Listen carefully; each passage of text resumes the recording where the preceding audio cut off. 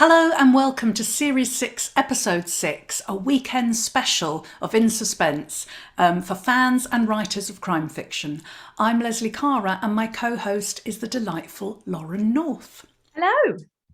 Now, in our last episode, Lauren and I chatted to Penny Batchelor about the topic was keeping it real and some of the things we can do to make sure that our novels are relevant for the modern world. And Penny was a fascinating guest, and we had a great conversation about raising awareness and all the fantastic campaigning work that she does for writers with disability and chronic illness. So if you haven't heard that yet, it only came out a few days ago. So do tune in and have a listen, because we thoroughly enjoyed talking to Penny. And today we've sneaked in an extra special weekend episode and we're very excited about it. I don't know why, we're just gone podding mad, haven't we? We have, but we love it so much. So I think it's okay that we're podding mad. But we will spare you another update because it has only been a few days since we last recorded it. So I don't think we've got anything to talk about before we talk to our guest. Well, I'm surprised you haven't written a whole novel in a couple of days, Lauren, because you're pretty efficient, aren't you? Well, I mean, I am. I think even that's a slight stretch for me. If it'd been a week, maybe. No. Oh dear. But if we're not going to have our usual update, then what are we going to talk about? Well, we're not going to talk about anything. We're not going to do our usual chit chat. We are going to just launch straight in and introduce our fantastic guest for this amazing weekend special, and that is Fiona Barton. Yay! Hello, welcome Fiona Barton to In Suspense.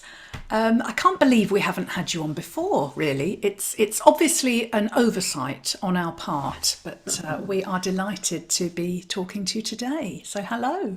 Hello, thanks so much for having me on.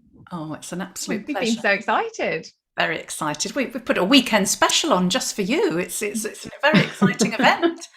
And before we dive into our questions, I'm going to read out your bio for the benefit of our listeners. I mean, I can't believe they don't know who you are, but there might be one or two. You're notorious now, Fiona, so everybody knows who you are. Oh my God. People hide in doorways when they see me coming. Not at all. Fiona Barton's debut, The Widow, was a Sunday Times and New York Times bestseller and has been published in 37 countries and optioned for television. Her second novel, The Child, and her third, The Suspect, were both bestsellers. Born in Cambridge, Fiona currently lives on the south coast in West Sussex. Previously, she was a senior writer at the Daily Mail, news editor at the Daily Telegraph, and chief reporter at the Mail on Sunday, where she won Reporter of the Year at the British Press Awards. While working as a journalist, Fiona reported on many high-profile criminal cases and developed a fascination with watching those involved, their body language and verbal tics. She interviewed people at the heart of these crimes, from the guilty to their families, as well as those on the periphery, and found it was those just outside the spotlight who interested her most. Now, Fiona's new book came out just a couple of days ago on the 9th of June, and it's called Local Gone Missing, and it's absolutely fabulous. I mean, I always love reading one of your novels, Fiona, because I feel that I'm in a really safe pair of hands, and I know that before I've reached the end of the first page, I'm going to be thoroughly hooked in, which is exactly what happened when I read Local Gone Missing. Thank you. But rather than me rabbiting on about it, I thought it might be a good idea if you told our listeners and viewers a little bit about the book. Okay, so this is my fourth book, and it's a bit of a departure because the first three centred on a journalist called Kate Waters. But at the end of the third book, The Suspect, I thought she needed a bit of a lie down, as did I. And so we decided that I'd try something different. And I wanted to look at women at the crossroads. It all sounds terribly deep, but I was interested in how women get to different ages and suddenly things implode. You think you know where you're going and everything changes. So I chose a detective, a woman detective, D.I. Elise King, to be my main character. and she has moved to a small coastal town. So she's in a new place. Her long-term relationship has ended very suddenly, and she's been diagnosed with breast cancer. So everything has gone wrong.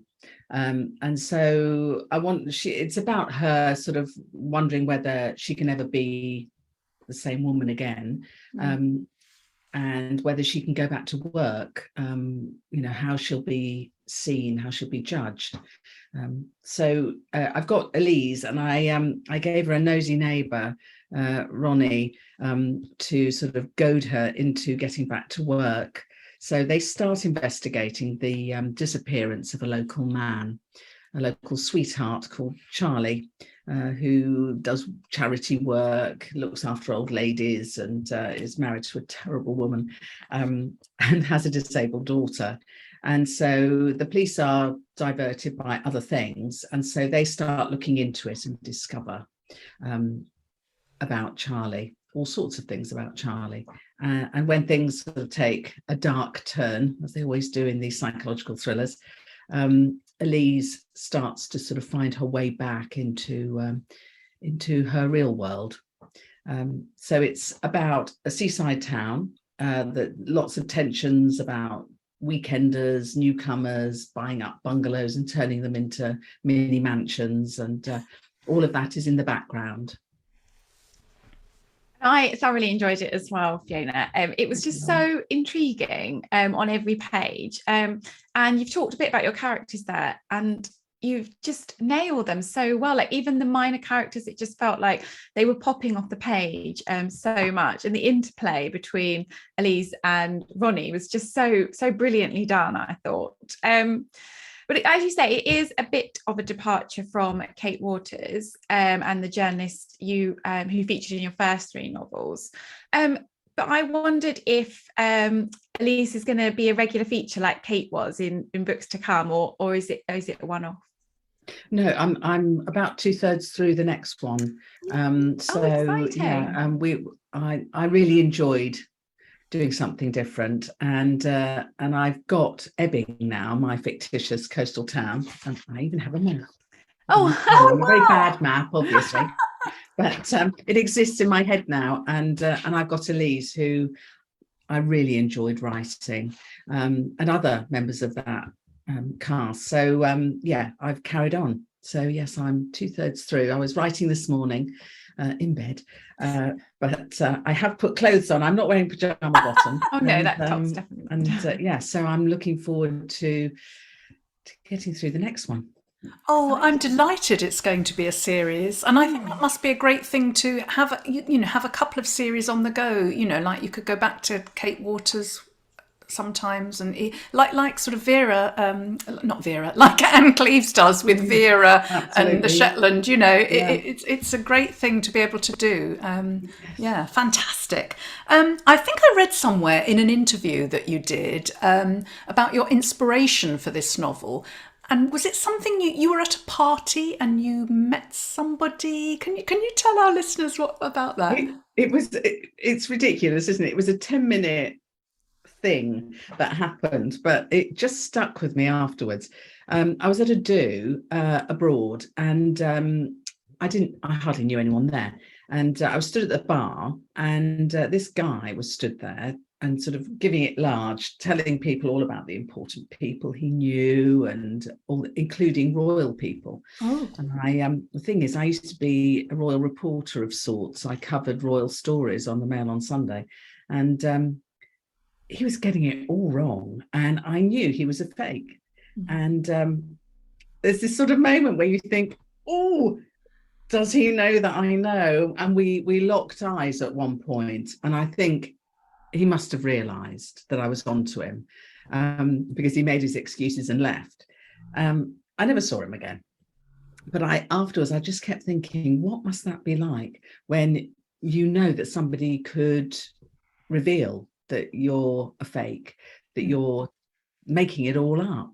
What's it like in the morning when you wake up? Do you have to kind of remind yourself, what did I say yesterday? Who did I say I knew? All of that, and the jeopardy that you put yourself in.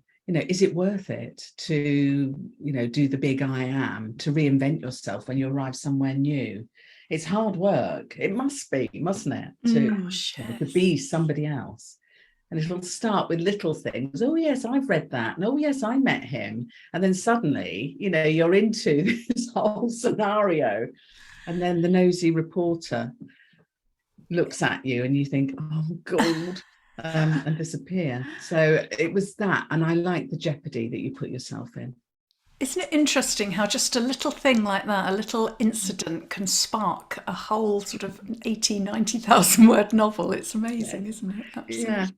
Yeah. But it is that sort of thing, isn't it? I mean, absolutely. you both know it's just one little spark. Yeah. And for some reason, it starts the whole, what if?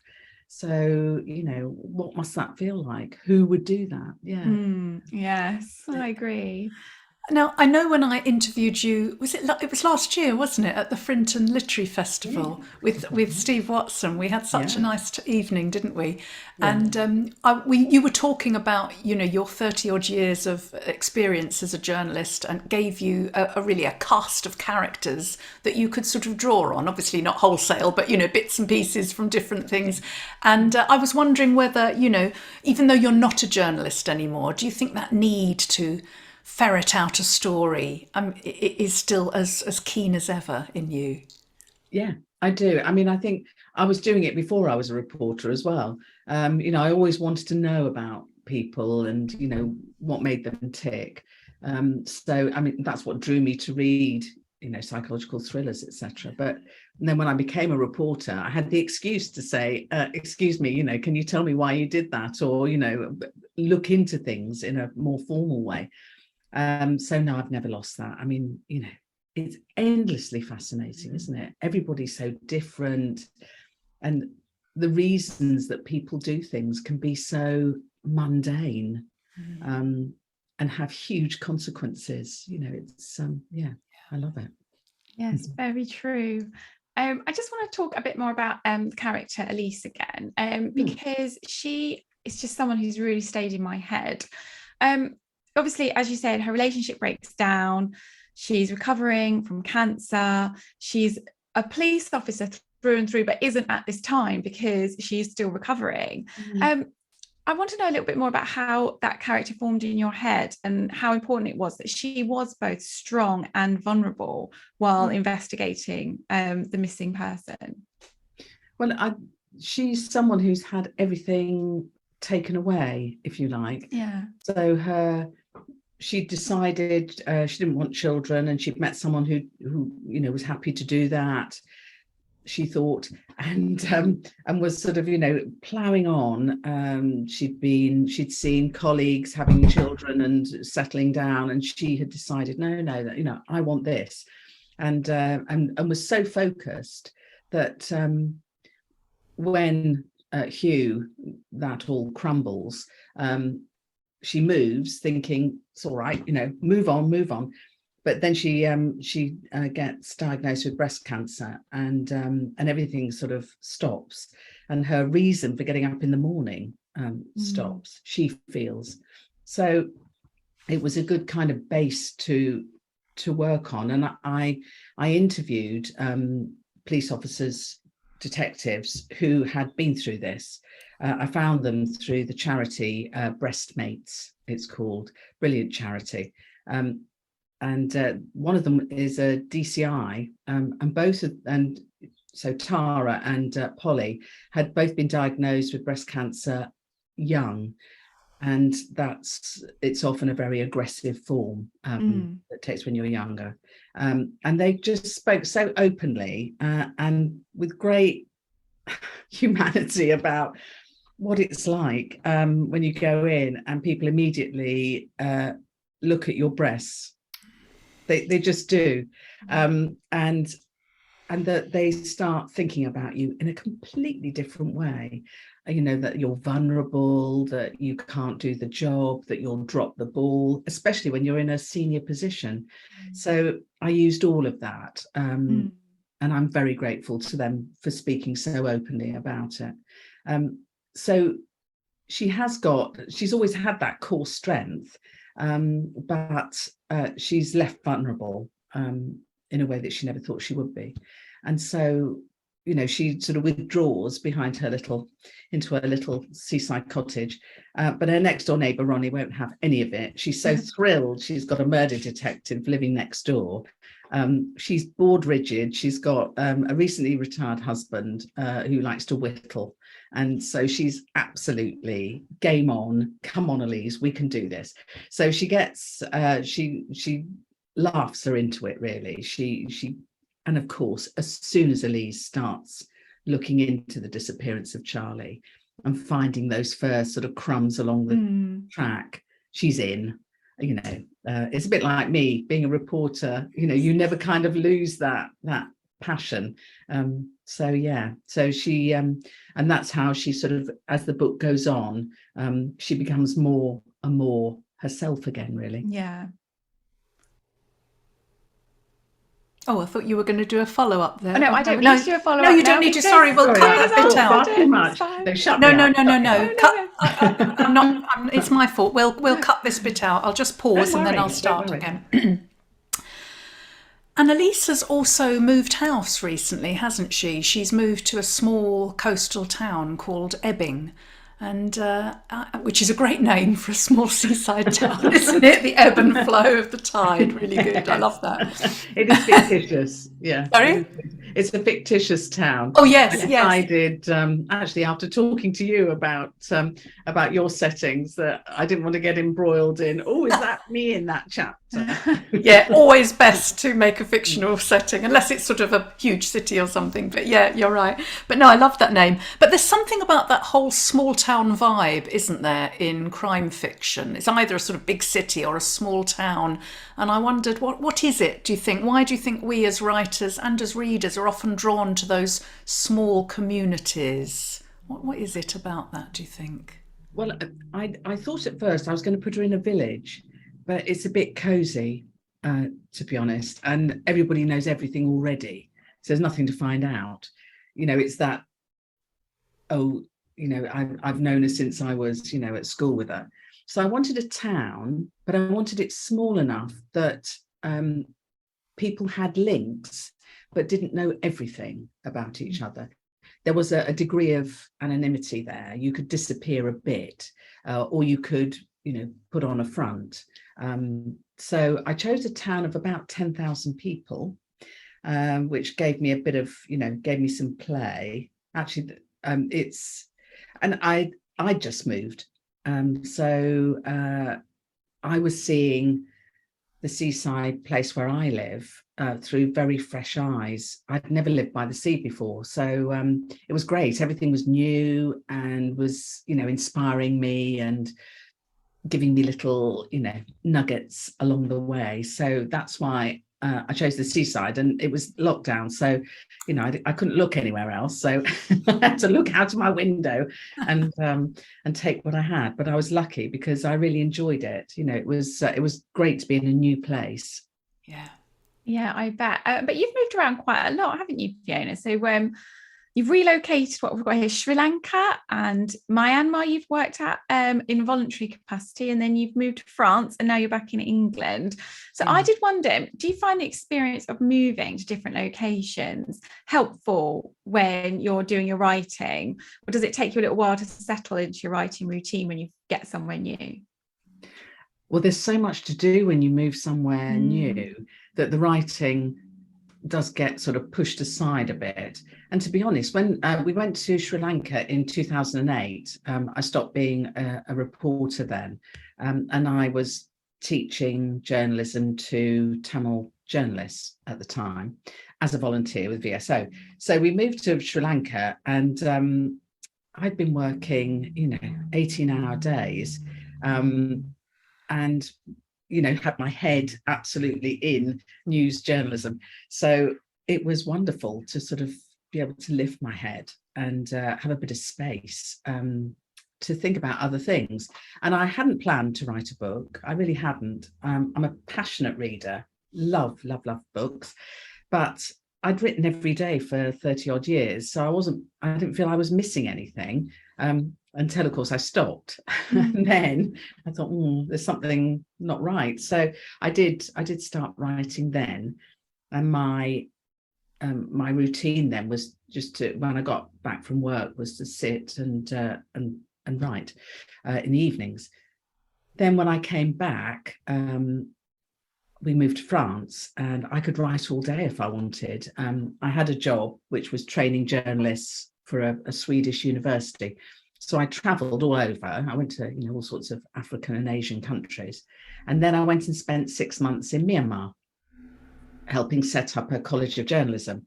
And while I was there, I was shortlisted with my 10,000 words, the 10,000 words that I kind of dragged out of my body with bloodied fingernails and couldn't write any more.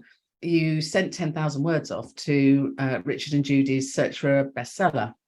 That's what they wanted. So I sent them off, and I was shortlisted, and I had 6 months to finish the novel. So I had to write the other 70,000 words in 6 months. And as luck would have it, I went to Myanmar on my own, leaving my husband in charge of the rest of our life. And so I wrote and wrote and wrote during that time, early morning there. And writing in bed became a thing, which I really must get out of the habit of, because it's doing my back in. Oh, yeah. But yeah, and then coming back here, I've got a shed, but I still write in bed, actually. So do you find yourself more productive sort of in the mornings when you first wake up? Yeah, absolutely. If I get out of bed, my head's elsewhere already. It's ridiculous. But so I try and stay in bed. My husband brings me tea, and I just crack on, normally until about 12:30, 1 o'clock, when my back starts aching.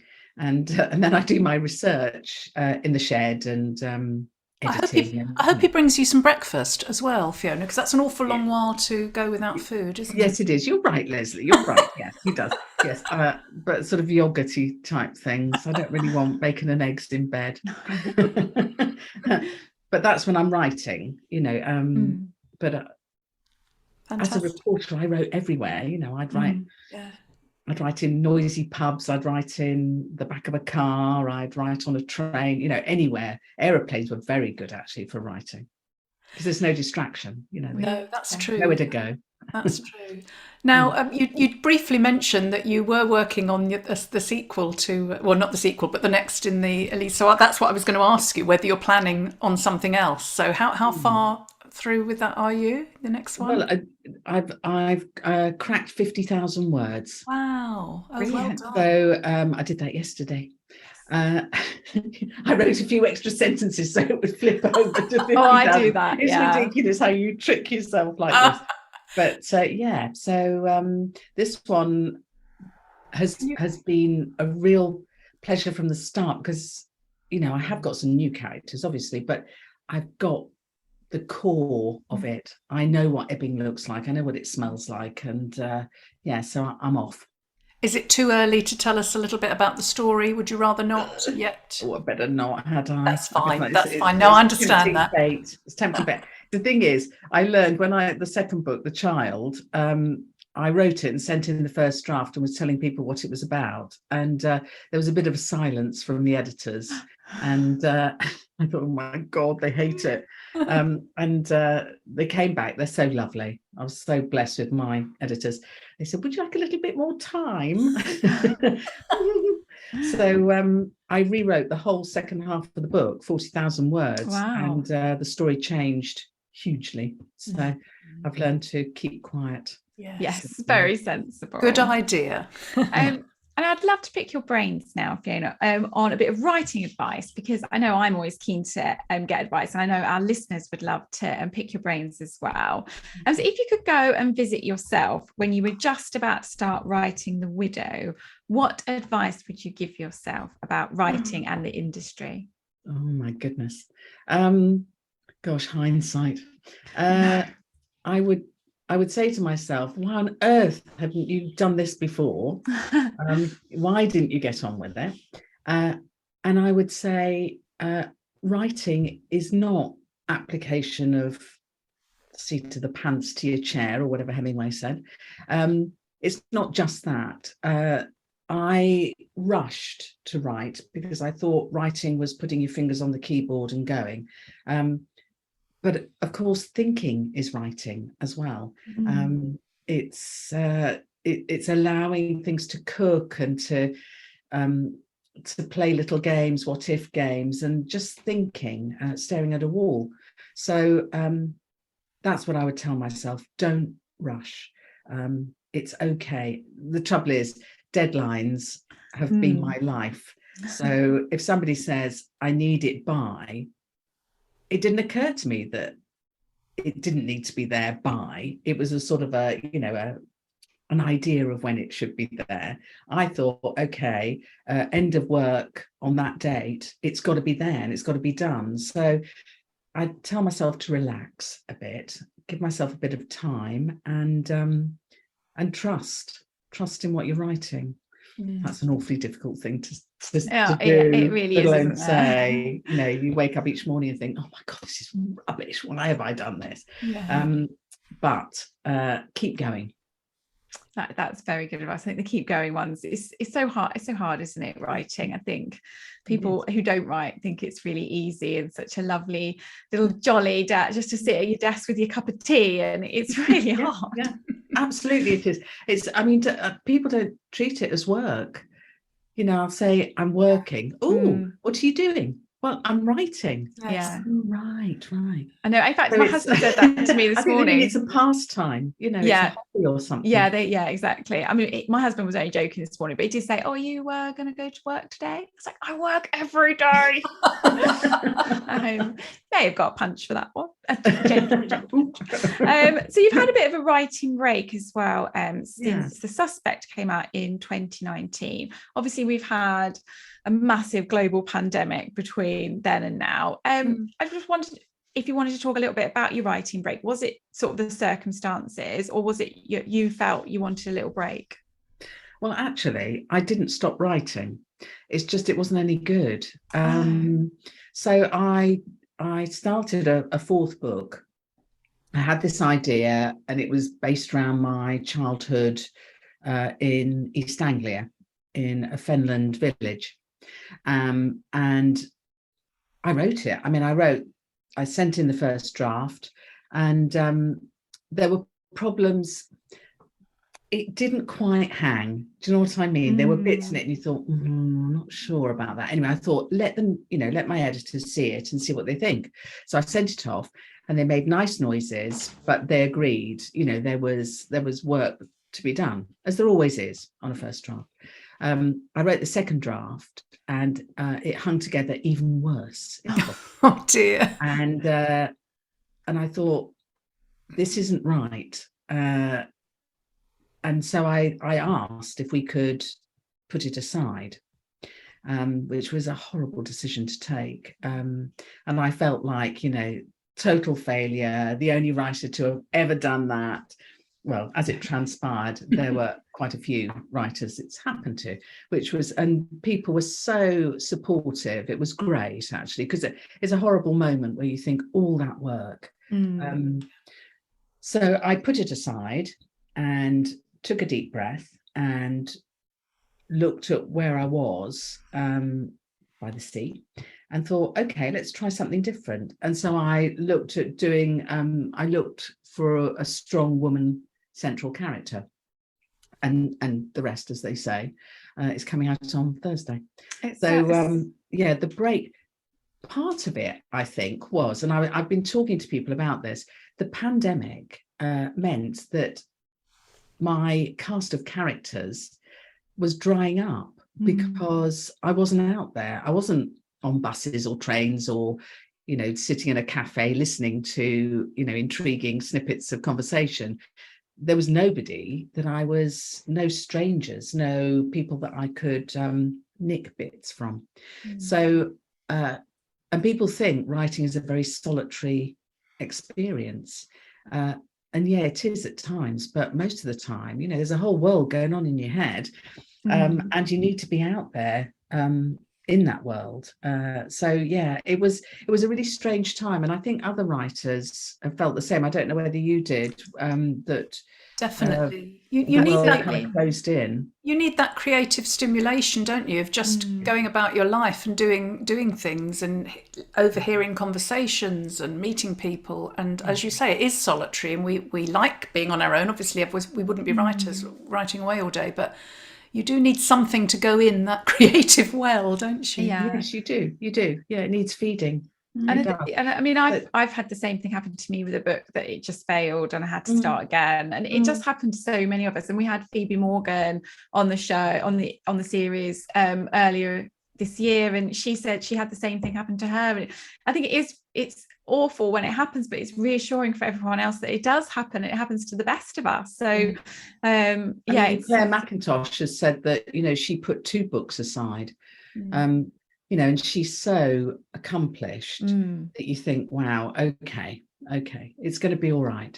Yes. But yeah, it's a horrible moment when you think, you know, this isn't working. And it doesn't matter how many hours you spend, there's something central that isn't right.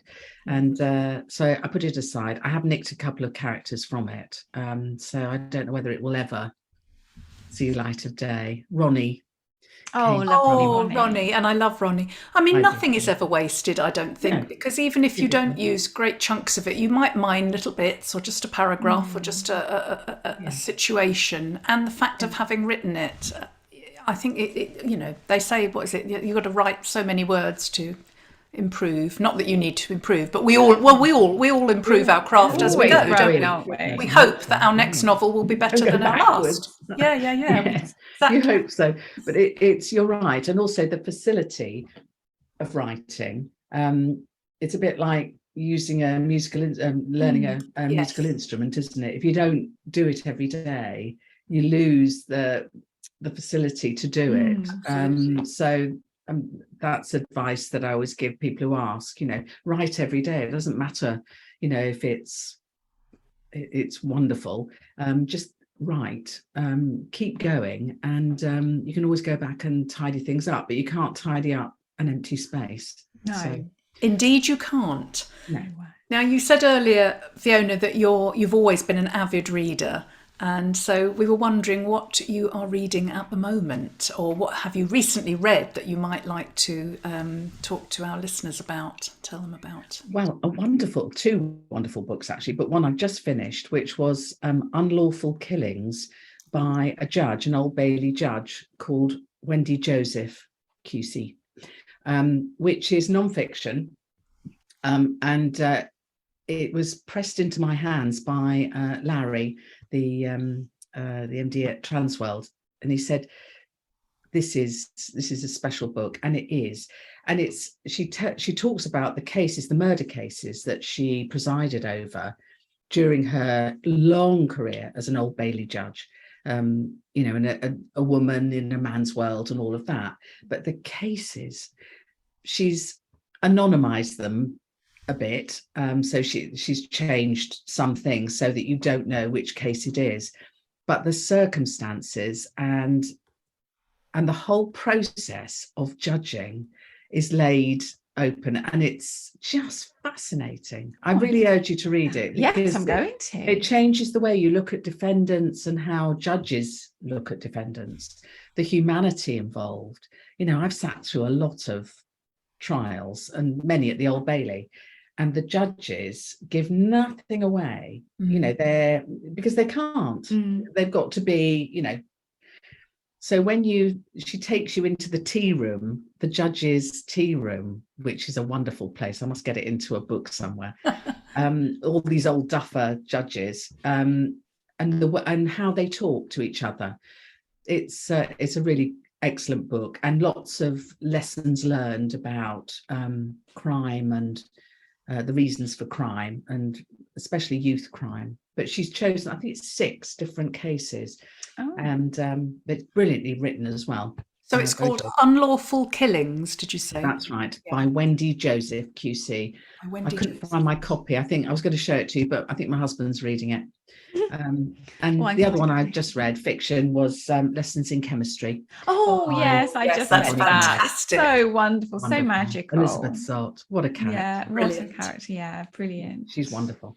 What about Yeah, you, so- Lauren? What have you been reading Well, lately? I just finished last night The Bay by Ali Reynolds, who we had on the show a couple of series ago with her first novel, Shiver, which was about snowboarding. This one's obviously all about surfing. And it was just a brilliant high octane thriller, really that whole never know who to trust in the host of characters, sort of a real, it's another locked room style set on the beach. It was just brilliantly done. Really enjoyed it. So that was the one I finished yesterday. What about you, Leslie? Well, I've just finished yours, as you know, and absolutely loved it. All the Wicked Games, that's on your shelf there, isn't it? And yeah, that kept me up for well past my bedtime. Brilliant. A little bit darker than your previous novels, isn't it? But, very, very good. Yes, and that's coming out in September. And I've also been sent Cara Hunter's Hope to Die. So I think that one Love is... Cara Hunter. Yeah, she's great, isn't she? Yeah, so I'm going to be absolutely. starting that very soon. Yeah, so can't wait to get into that. But I mean, I've got so many books that I need to read and want to read, and need Sort to of read. teaching. I used to have one TBR pile, and I've now got 3. So I need to crack on. Yeah. It's hard though when you're writing, isn't it? It is, it's hard. To read Yeah. in concentrated bursts. You can't sort of take a whole day to read something like you can on holiday or when you finally finish. That's the best time for reading, isn't it? When you're on a sun lounger next to a pool with a Yeah. gin and tonic on the side. Ooh, That sounds is the good. best time to read a Little book. umbrella. Yes. Lovely. Sadly, that is all we've got time for, Fiona. We have absolutely loved having you on and wish you all the best with Local Gone Missing. You said earlier that it's out today, but of course we're recording this on Thursday, so so when people hear this, it will already have been out. It will already be there. Available in all good bookshops now. Lovely. So That's yeah, great. thanks ever such a lot for coming. Thank you so much for having me. I've really enjoyed it. Oh, it's been a fascinating chat. Thank you so much, Fiona. And we wish you every success. On our penultimate minisode with Phoebe Morgan is coming up next week. And I said in the Penny Bachelor interview this week that it was going to be about the author-editor relationship. That was a lie. I got myself in a muddle. It's actually about messy drafts or writing as you go, and the author-editor relationship is the one after, which will be the final episode. And we'll be chatting to Graham Bartlett, former detective and police advisor to many crime writers, including myself and Leslie. And he's also an author himself. So I'm really looking forward to chatting about his book and his process. Yes, that's very exciting. But for now, it's goodbye from Fiona. Bye. It's goodbye from Lauren. Bye. And it's goodbye from me.